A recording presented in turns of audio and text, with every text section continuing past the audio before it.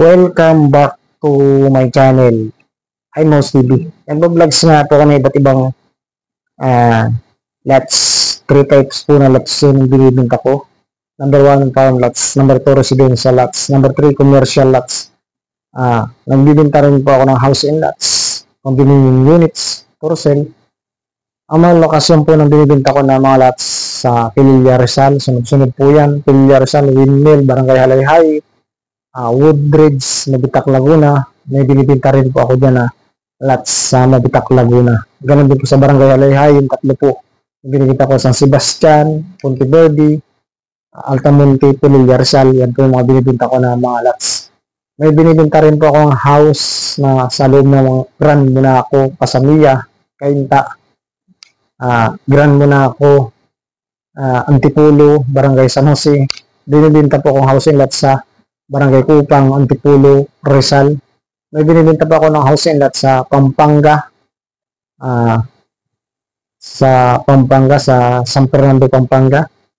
May binibinta po ako na housing lot sa Silang, Cavite, sa Barangay Hunyo, Silang, Cavite. May binibinta po ng housing lot sa Laguna, housing lot.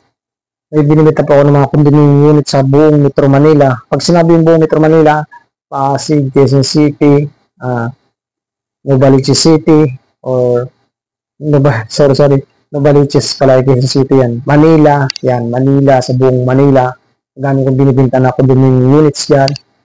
Pasig nga, Las Piñas, Makati, Pasay, Taguig, yung mga binibenta ko na mga condominium unit sa may BGC, may binibenta ko na condominium unit sa may malapit sa airport, may binibenta ko na condominium unit sa may Makati, malapit sa may Chino Roses, may binibenta ko na condominium unit sa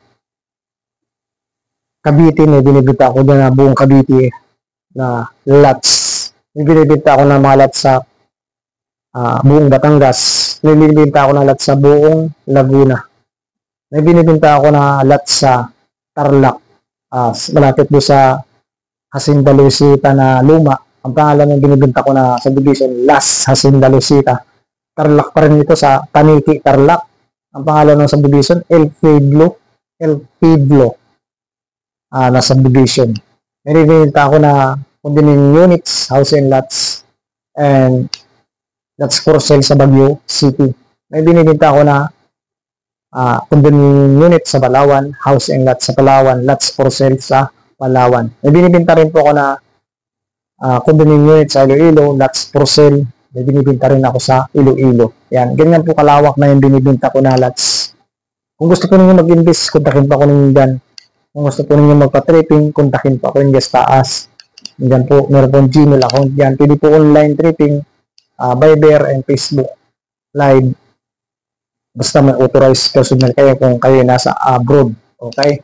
Pero kung nandito kayo sa Pilipinas, mas maganda po sumama ka sa tripping sa site para makita niyo yung binibinta ko o yung binibili niyo. Gusto niyo bumili na lots. Ito po yung tips tutorial ko ngayon. Ako po ay nag-vlog sa site actual. Mapapanood niyo sa YouTube channel ko, din sa TikTok, sa Facebook ko. Nagba-vlogs ako sa site, nagla-live pa nga ako sa site na binibinta ko na mga lots. Ito po yung tutorial ko na binibinta ko na lots. Pangalan po ng subdivision na binibinta ko ay Woodside. Woodside, Pangasinan. Yan yung pangalan ng binibinta ko sa Woodside, Pangasinan. Subdivision po yun, Executive Village dyan sa Pangasinan. Complete amenities, basketball court, volleyball court, swimming pool, and mayroon dyan security guard 24/7, may security guard.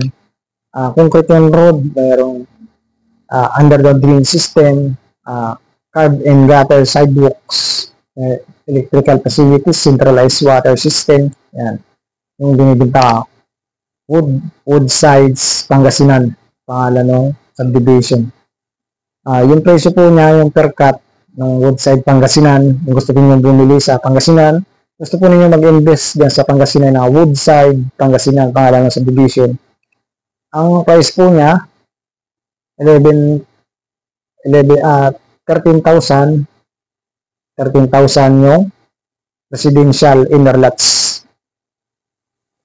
13,560 yung residential corner lots. Okay, ulitin ko.